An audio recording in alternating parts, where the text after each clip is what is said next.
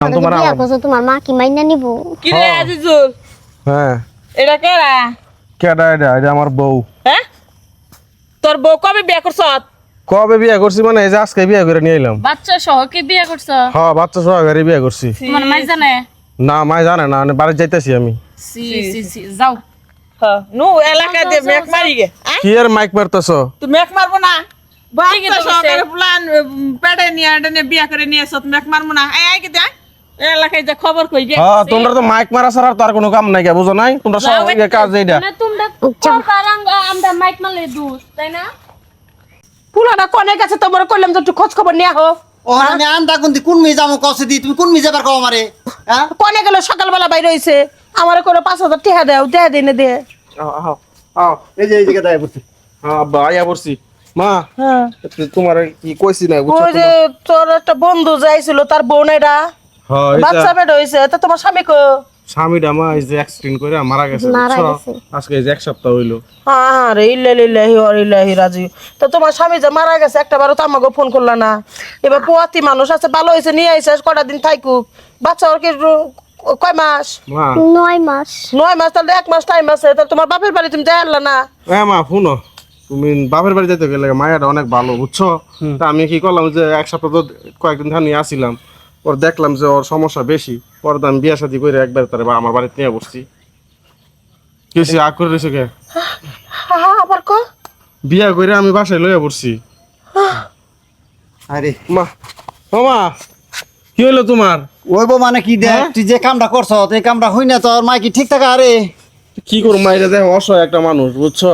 ও কই যাইবো কি করবো এটার চিন্তা করে হইতো তার আমি বিয়া শাদি করে লইয়া বললাম।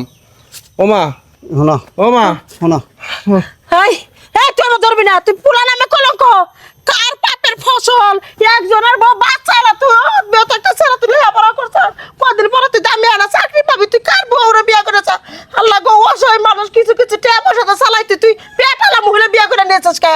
দেখো এই যে বন্ধুটা কিন্তু আমার একটা বড় একটা উপকার করছিল, তুমি জানো, ঠিক আছে? ওর জন্য কিন্তু আমি দুনিয়ার মধ্যে এখনো আসি, নইলে ওই সময় আমি মারা যেতাম, ঠিক আছে?